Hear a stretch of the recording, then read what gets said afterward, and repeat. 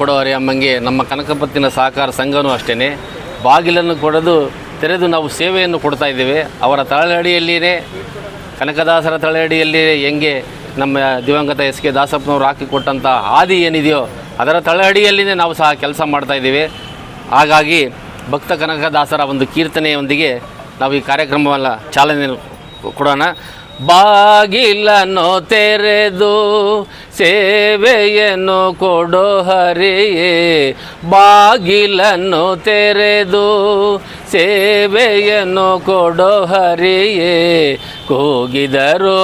ಧ್ವನಿ ಕೇಳಲಿಲ್ಲವೇ ನರಹರಿಯೇ ಬಾಗಿಲನ್ನು ತೆರೆದು, ಪರಮ ಪದದೊಳಗೆ ವಿಷಧರನ ತಲ್ಪದಲ್ಲಿ ಸಿರಿ ಸಹಿತ ಕ್ಷೀರವಾರಿದೆಯಲ್ಲಿರಲು, ಪರಮ ಪದದೊಳಗೆ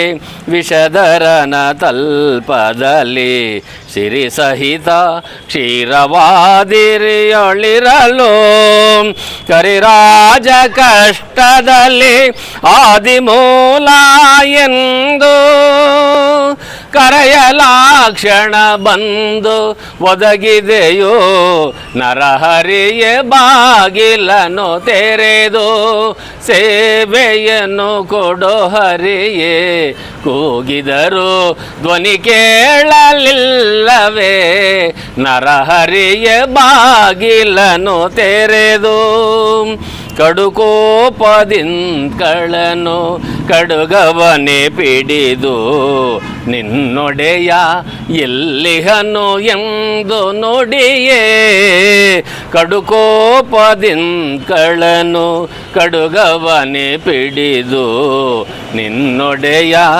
ಎಲ್ಲಿಹನು ಎಂದು ನುಡಿಯೇ, ದೃಢ ಭಗುತಿಯಲ್ಲಿ ಶಿಶುವು ಬಿಡದೆ ನಿನ್ನನು ಭಜಿಸೆ,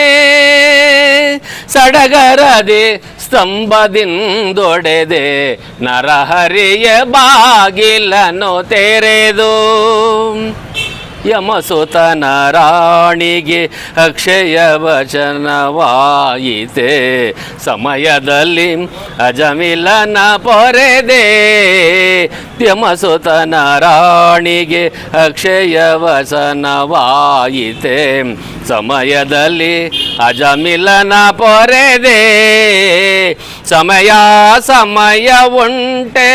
ಭಕ್ತವತ್ಸಲ ನಿನಗೆ,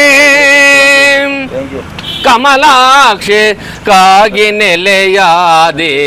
ಕೇಶವನೇ ಬಾಗಿಲನ್ನು ತೆರೆದು ಸೇವೆಯನ್ನು ಕೊಡೋ ಹರಿಯೇ, ಕೂಗಿದರು ಧ್ವನಿ ಕೇಳಲಿಲ್ಲವೇ ನರಹರಿಯೇ ಬಾಗಿಲನ್ನು ತೆರೆದು, ಬಾಗಿಲನ್ನು ತೆರೆದು ಬಾಗಿಲನ್ನು ತೆರೆದು ಸೇವೆಯನ್ನು ಕೊಡೋ ಹರಿಯೇ.